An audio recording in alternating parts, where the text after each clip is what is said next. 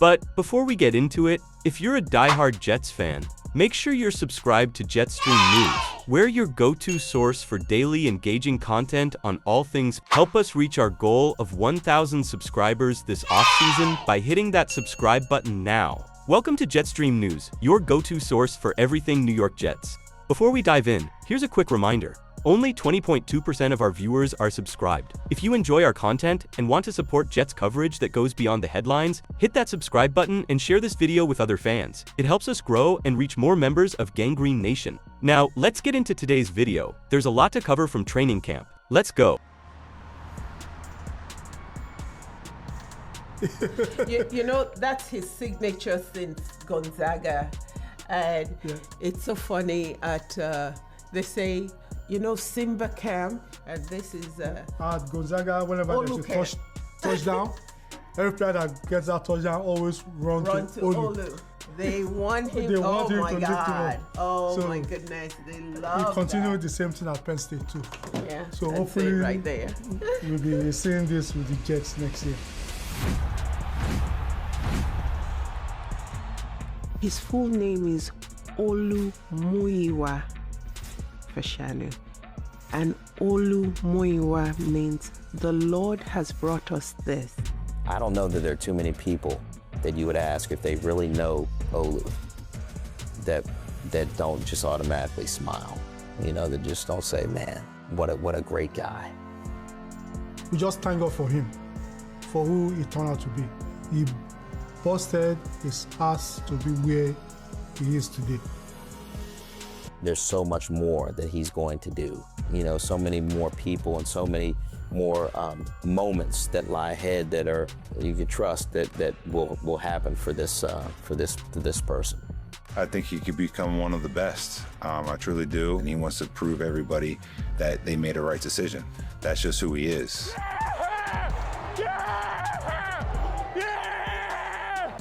He's literally built to pass set. I mean, he has great hips, huge hands. He slides very, very quickly on the light on his feet.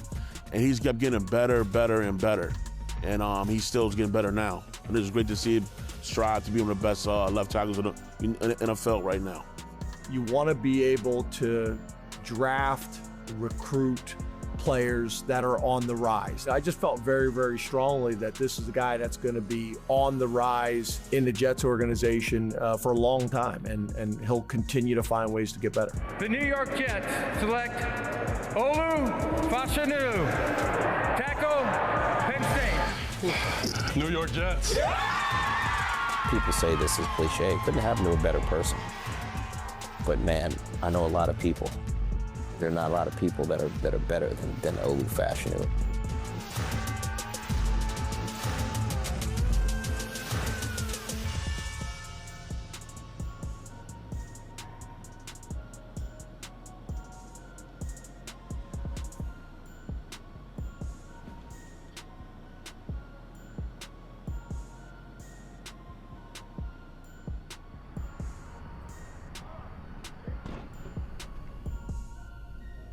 This Olu at the dentist, which he doesn't like going to. Nobody likes that. So one thing about him, Olu doesn't eat candy, doesn't eat anything sweet and so on.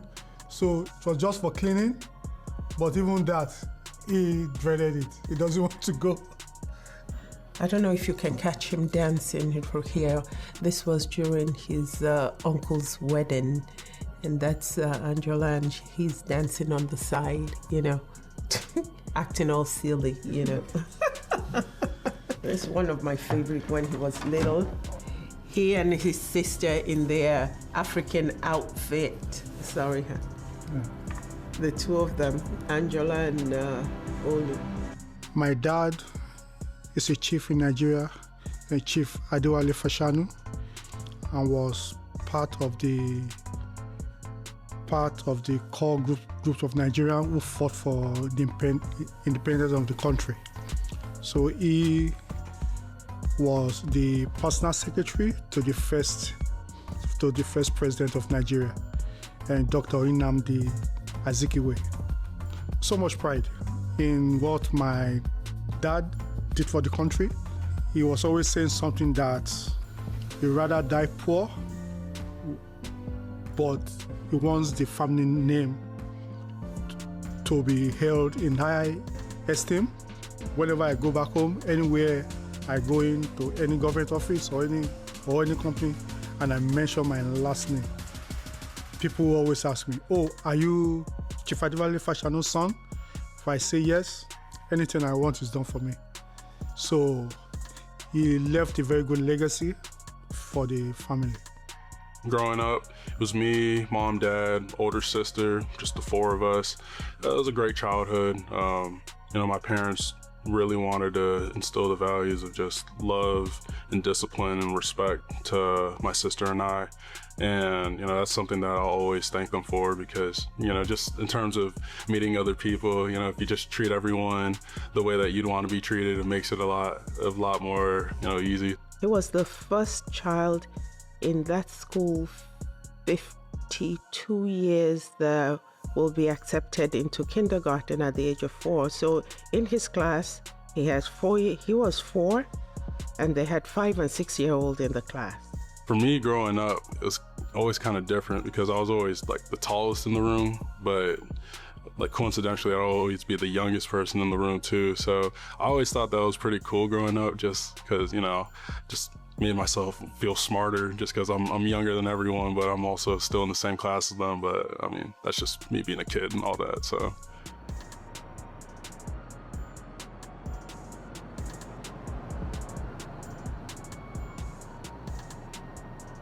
This is the 77H apartment building complex, which is residential. And we've had over the years, sometimes, you get lucky and you can get as a student, maybe get one of those apartments that's facing the school or a family. And on game day, it's almost like Wrigley Field or one of those places where people, have the houses in the outfield and got flags and good purple coming from the rafters, so it's really, really cool. And then, of course, one of the big classic things that we have on campus, landmarks, is the clock tower that sits on top of St. Aloysius Church that I believe was the clock, the timing of the clock. The trains in Washington, D.C. ran on that clock during the Civil War, is what I understand. So 1821 was the first year of Gonzaga, so 203 or 4 years. In the area, in the DMV area, if you say you're from Gonzaga, that name carries weight, and that's something that I've known like in middle school as well. I just remember telling my parents, just straight off of the shadow visit, I was like, this is the place I want to go to. Gonzaga football program has a tremendous history and tradition. So the school was founded in 1821. Playing football for over 100 seasons.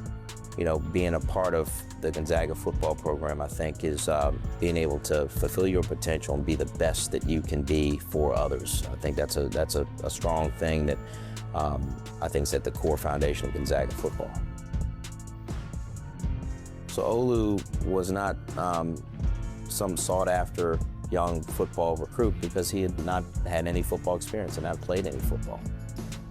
I think Olu, we first engaged him, officially here on, we call the New Families Picnic, Welcome Picnic. We went to Mass and we had the picnic, and the coach approached us saying that he should play football. And Coach Simmons happened to be one of our coaches and our staff that had a chance to meet this young man, Olu Fashanu. For me, I just decided to try it out.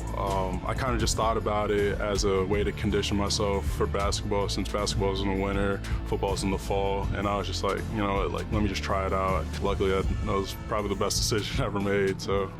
Once Olu got into the program, it was just it was a great fit for the way he's wired and the way he's built, and the idea of teamwork and all those things, and then standard and expectations and challenge. Like Olu thrives on that.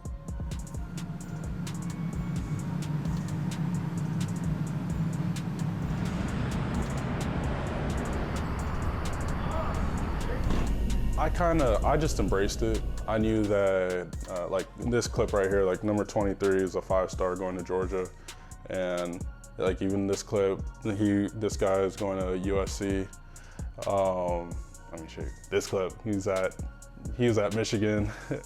But yeah, just like knowing that that was the level of competition that I was going against, I kind of just embraced it. I knew that at the end of the day, I was also going to be at that next level too. So just getting a jump on like the other guys in my position that, you know, probably weren't as fortunate as me, being able to go against these guys week in and week out, definitely, you know, helped a lot. Olu, early on, we knew that if he kept working, he was just going to go like this, you know, and not like this, but man, he could go like that. And so with his intangibles, okay, because that's what makes him special, he's going to keep going like that, I believe. Coach T put them through training that will last them a lifetime. From that point in their lifetime, they become men. So I would say at the end of his sophomore year, going into his junior year, as it does for most, it clicks at that time, and he really grasped it, understood the game, understood how he had to move, understood how he had to work in the weight room to perform better on the field. This is Olu's wired that if there's something in front of me, I want to do the best. I want to be the best. I want to be great at it. So that's how he attacks his academics when he was here. That's how he attacked his strength conditioning when he was here. That's how he attacked his football when he was here. That's an awesome thing when you're talking about a football player and a leader that you want in your program that's impacting other people. He's literally built to pass set. I mean, he has great hips, huge hands. He slides very, very quickly light on his feet. And he's kept getting better, better, and better. I just wanted to learn the game. It was something that I really enjoyed, and I knew at the time I was very raw and that I had a long way to go. And I've always just kept it pretty simple. You know, if I'm ever doing anything, I want to make sure that I maximize it to the most. Staff to work with him, and he was willing to work. He wanted to work, and obviously he came out on top.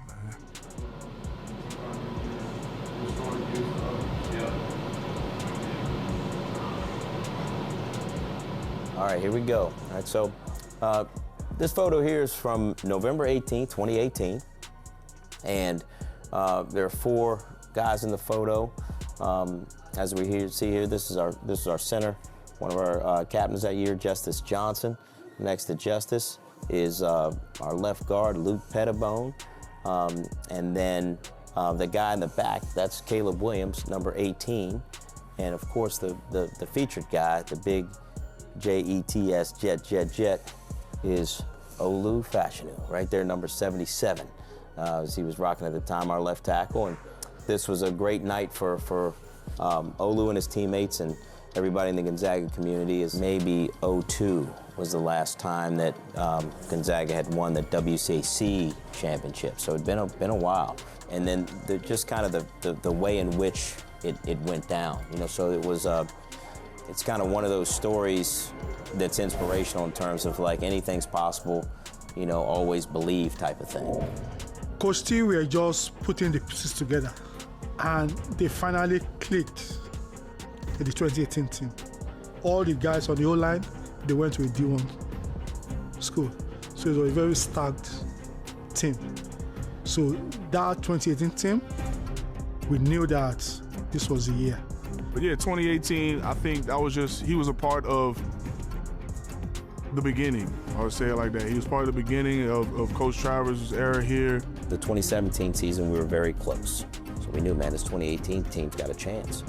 But we needed guys like Olu to really develop. So we came out that year like gangbusters. I mean, we had a national schedule, so we had some tough games to start off that season. And then we hit a rut, and we lost some close games, some tough games. We would just lean on each other. I mean, obviously not every guy is gonna, you know, stay super positive, but you know, all it takes is a simple conversation, you know, just checking in on them, seeing how their mental is, and I think that's really what, you know, took us over that mental slump during the season. and I always told our guys, like, the greatest heroes are not the ones that are on top all the time. At some point, there's a fall, there's a challenge. And I think a great lesson for all of us is, how do you get back up when you get knocked down? Who are you at the core? That 2018 team got back up and took off when it came to how we performed in the playoffs. You can't put a price tag on love and faith, and that's what we have at Gonzaga. One more thing, baby. We got one more to get. It was amazing. We were at Catholic University. That's where the championship was held. Welcome, everybody, to a chilly but very, very pleasant evening. Catholic University. We are proud to partner with the WCAC to bring you tonight's Capital Division Championship game between DeMatha Catholic, the Stags, Gonzaga College High School Purple Eagles. Going into the championship, I felt like we had a pretty good week of practice. It was a bit crazy how we get on the field and at the end of the first quarter, we're down 20-0. Hello with the catch, and he's gonna get into the end zone. Wow, he shed the tackler. They were down 21-0. I couldn't take it. So I got up and I was walking around from 21-0, 21-7. Quarterback keeper, haven't seen a signal yet. And there it is. Gonzaga's on the board. 21-14. Caleb with some time, ball in the air. He's got a man, and it is our man. Wow, what a game. So Paige called me and said, okay, wherever you are, stay there. Don't come back here. Just stay there. We never quit. Coaches, at halftime, we almost really getting after each other, but the players themselves, they're showing a lot of grit and stayed even keeled. We got that one touchdown. We knew it was on after that. Coming right at us, everybody. This is going to be a Verse. And it's going to be a pass back to Caleb Williams, who's got nobody. He backs into the end zone. Caleb Williams, touchdown. Coach T gave us the fire we needed for the game. We never thought we were out of that game. 6 minutes and change, we were down 16 in the game. 36-21. If you think that this game is even close to being over, let me tell you something. You're mistaken. And then took the lead for the first time with, I think, 27 seconds. You got the same, and then you got him again. That's a touchdown.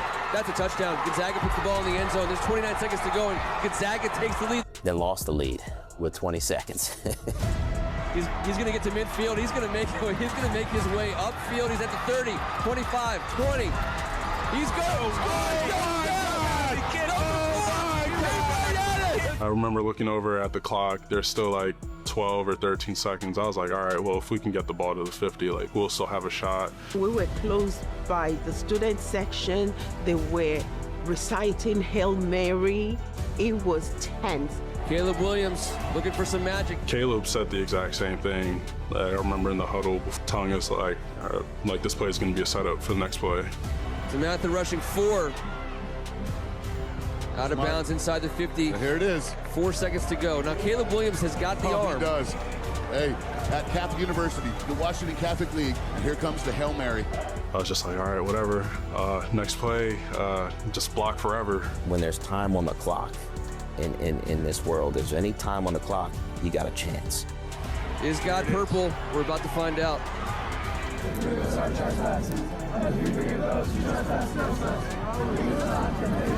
Ball's in the air, and it is going to get there. And somebody caught that. Did somebody catch that? Gonzaga, did they catch that? Touchdown! The Gonzaga Purple Eagles win the WCC on the last second touchdown pass. I cannot believe it. That is the greatest high school football game. The kids were like, they screaming, God is purple, God is purple. It was just a day that we never forget. When you talk about legacy, something that endures, something that lasts. And, Olu was a big part of that. He's a legend in, Gonzaga athletics lore and really as just a proud alum. There are a lot of people that look up to him and say, boy, that's the type of not only football player I'd like to be, but athlete I'd like to be, but really person. You know, Gonzaga, it's hard to hide if you're a really top-level prospect. So I think my first offer was Rutgers, and it came in the middle of the season, or a little bit earlier on in the season. I think it was like week 4 or something like that. Honestly, I was just super excited. You know, I didn't think that, you know, 2 years ago when I started playing football that I'd even be in the position to get a free education and play Division I football. So for myself, just to get that opportunity from Rutgers, it was awesome. So Coach T called us and spoke to us about Olu, and you know, it says, get ready, it's going to be a floodgate, and it truly was. I just know that once he got one, it was pretty much like a waterfall of other offers after that first one. We as a staff, we knew they were coming, and once that first one came, it was pretty much a wrap. After a month or so, he probably had almost everything he wanted. I'm not sure how many offers I had, but I do remember that my top 3 was Penn State, Michigan, Ohio State. The first game we went to, Penn State, it was so cold and it was rainy. And as you can see on our radar, there's a lot of precipitation coming into State College. It's a wintry mix of snow and rain today as temperatures are around 30 degrees. That was the day they offered him. We were not prepared for State College. That was our first day. It was raining sleet.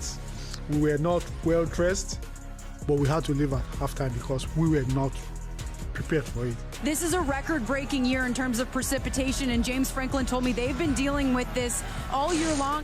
Penn State actually thought that we were not happy. So they called the next day. I said, oh, we're good, but we're not just prepared for that weather that day. So that's why we had to leave.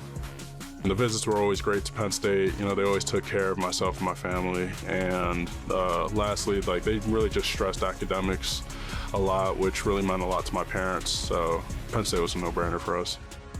Well, just quality family, quality people. They were a great fit for Penn State, because here at Penn State, we're not just selling football, we're selling the entire experience. And that's why they also sent their son to Gonzaga, right? Like, so all those things really aligned. Just great people that raised him the right way. And, you know, he understands that he's a part of the bigger picture and wants to do everything he possibly can to help the organization, to help the team. Just great people, great family, great young man. Thousands dream about it, hundreds talk about it, but few get to actually experience it. James Franklin and Penn State are ready for signing day. With the first pick in the 2020 National Signing Day Draft, Nittany Lions select from Gonzaga College High School in Washington, D.C., offensive lineman Olu Fashanu. Honestly, no. I did not think that he would be, the 11th pick overall to the Jets. I just thought he had a lot of development to do and didn't know how fast it would take. I feel like every person, every college athlete, or at least every college football player has a sort of like a hump that they need to get over. And I remember I had like a really rough spring ball and things weren't really going well, but I just stayed consistent. I kept doing my routine, my daily routine, mobility, all that. I kept getting stronger in the weight room, staying after, working with the strength coaches, working with my teammates on the field. And eventually I had a really good sophomore camp, and that's when I fully got over that hump and I knew that I was on the right path. Yeah, so he didn't play as a freshman. He wasn't even gonna play at all as a sophomore. And going into that sophomore year bowl, right, where we had 15 practices, he was going to start at left tackle because my left tackle was gone and he was going to the draft. So I knew that it was his chance to possibly start and take that spot over. And during those practices, he was just dominating, just locking people out, using his power, driving his legs through contact. He was doing the things that he wasn't doing, his freshman year or even quarter of a way through his sophomore year. So during that time, I knew that he was going to be a really good player. So think about like the bowl game. I believe it was Outback Bowl. And welcome to the Outback Bowl as part of Capital One Bowl Mania on a gorgeous New Year's Day in Tampa, Florida. You know, he played a ton and, did some really, really good things against some good players. And so with the O-lineman, he wasn't having his name called and, oh, we got to help this guy in protection or anything like that. And you're like, okay, for at his age, what he's doing, this guy can be a really big-time player for us. So I think Olu's just got tremendous strength and tremendous balance. So there's times where he's like caught out of position where they put a pretty good move on him and they kind of have the advantage. And he's able to use his strength and his footwork and his technique to get back into the dominant position, which is really hard to do against elite players. So I think that good-on-good competition at practice every single day was really important for Olu's development. And he just kept getting better and better. I knew he was powerful, so I knew that he was super strong. I know that because of his grip, because he could always have his hands inside and use leverage, and he had good footwork, and he continued to work on that stuff. And but that's kind of what he did. He just outworked and just worked his butt off. He's just been raised in a way he wants to be great in everything he does. And that showed up academically, that showed up athletically, that showed up obviously on the field, and he just kept getting better, just kept getting better, and just kept getting better.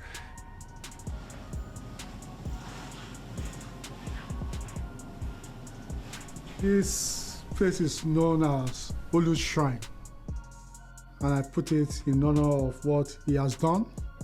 The two things actually that I'm so proud of him is right on this wall. That was, we all went to Vegas.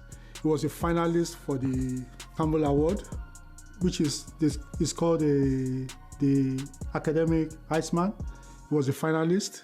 Also, in Penn State, he's the 102nd All-American.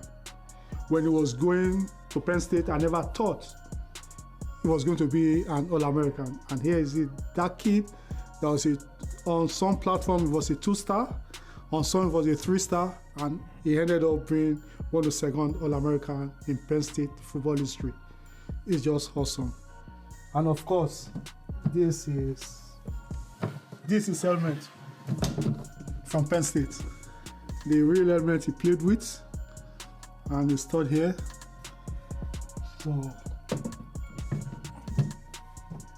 and I love this picture against Ohio State, but unfortunately he was injured in the fourth quarter. They were supposed to win that game, but it's Ohio State again. They lost, so he was injured. So he came out of the game, and we went to dinner that night, the three of us, and because the next day we were supposed to meet with Coach Franklin to tell him whether he's staying or going. We went to the restaurant and we talked about it. I think he already made up his mind that, Mom, Dad, I'm staying. I want to finish my education. I want to get my degree.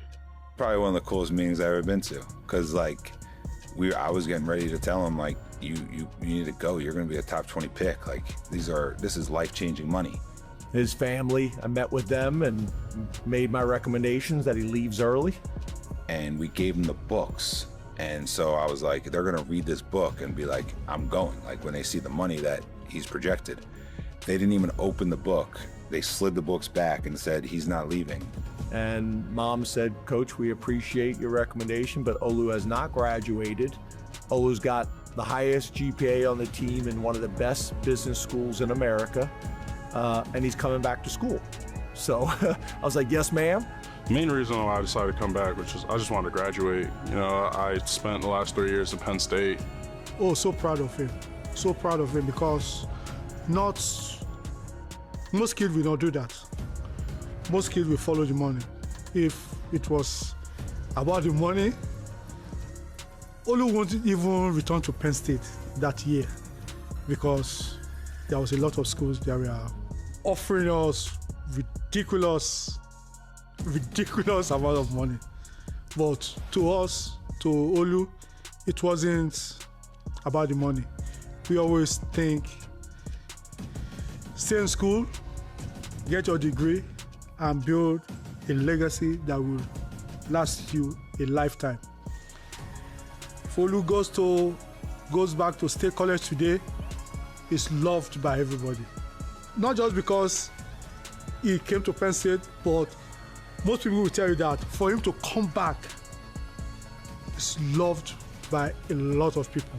It was just a cool feeling because, you know, he had the right values and he wanted something, you know, a lot of people would have probably done the opposite. And it was just cool to see that he stuck with his initial goal, which was to just graduate with a great degree at Penn State.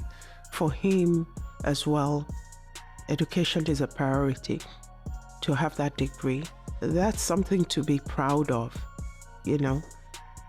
For him and for us as parents, it's something to be proud of.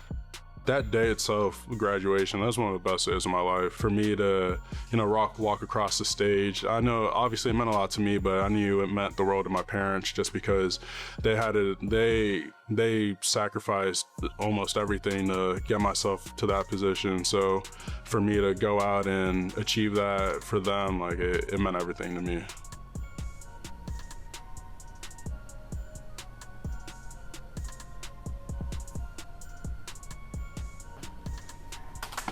That's him and his sister. Jets, Saints, and Cincinnati. Sorry. So I have those. When the draft started, I have a colleague gave me those 3 hats. I mean, his favorite picture out of this was when his teammates. Oh yeah, when they arrived. Oh, you should see his face. You should see his face. His face. That's his coach, Coach Trout. All the boys on the O-line, they are all there with Drew. Yeah, Nick, Tyler. Yeah. Donko, and Gabriel, Tony Rojas. Tony Rojas. They were all there. It was a very special day. And I saw a clip on the NFL channel when they were talking about this year's draft. They were saying that, oh, we are looking to see if anything is going to beat the Fashanus. Last year, I said, wow. Oh my goodness. Oh my God, they're still talking about it. He decided he didn't want to go to Detroit. He said, I want to be around my family and friends and people who were with me through this journey. I tried my hardest just to, like, you know, keep it as normal as possible, but, you know, my heart was beating so hard for like at least like 5 hours, like during that day. Like it was like pretty nerve-wracking. Leading into the draft, it was 3 teams that his agent told us that it's either the Jets, the Saints, or Cincinnati. The 9th pick was in, the 10th pick was in. He told me that 11th pick, we should expect the Jets. Oh my. Hello? Hello? Hey, Olu. Hey, what's going on? What do you mean what's going on? We got you. You're a New York Jet. Yeah, I appreciate you. You're a great player. Everybody that interviewed you loved you. It's crazy because like my heart was beating fast. Then like when I see that New Jersey number, it just calmed down immediately. I was like, whoa. I was like, okay, let's do it. So when he announced that it was the Jets and everybody erupted. And to be a team that, you know, he wanted, we're just blessed. New York Jets. To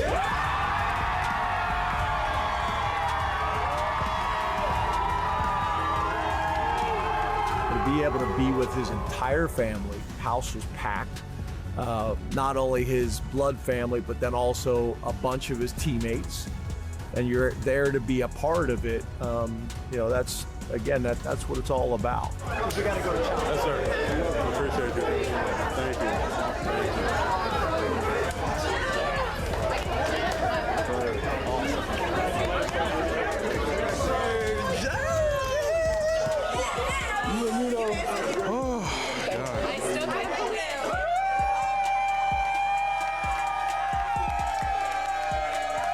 He's blessed to have a lot of people in his life that cares about him, prays for his success.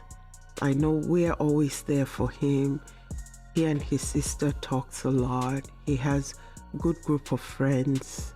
To think about the incredible guy he is, he has a very good heart. I'm just so proud of him. Proud to be his parent, proud to be mom. People look back and just see that big giant boy with a baby face and just know that he's just very caring. I think Fashanu has a chance to be a top 3 to 5 pass protector in the league. This kid's so damn good. I mean, they just don't move like Olu Fashanu does.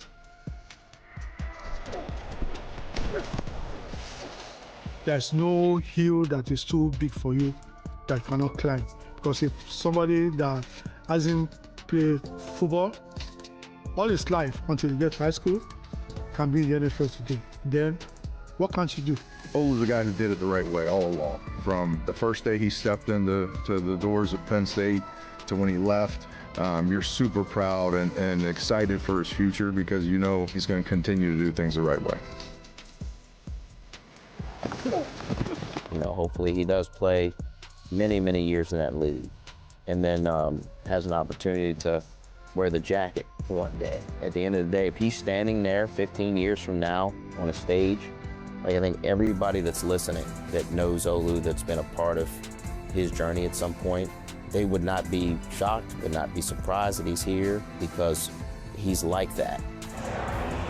The game of football has done so much for my life, for my family's life, and Jets specifically, literally changed my life. So I want people to look back at my career, how it went, all the years, and just say that I was a winner. To be able to see the entire journey, right?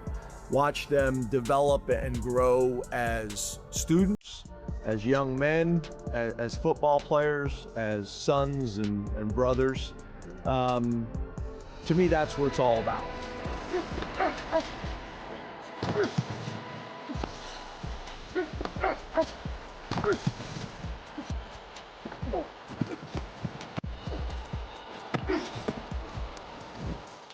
Just thinking about my dad and all he's done in his life, and my grandfather and all he's done in his life. I mean, that if you're not prideful about that, I don't know what else you can have pride about. This year being this first year ever in my life that I actually like playing with my last name on the back of my jersey, just because Gonzaga and Penn State didn't do that. It was definitely like you said, just an overwhelming sense of pride. The only thing that comes to my mind is to just thank God. The very first time we ran out of that tunnel, I have tears in my eyes because I couldn't believe that my son is among those guys that are running out of that tunnel. When he was growing up, if you would tell me that, I'd say you are crazy. It's nothing that I did. It's nothing that the story that Paige did is just Olu's toughness, his work habits to get himself ready for that moment. He busted his ass, so it was just by his hard work and by the grace of God. Go Jets! Thanks for watching.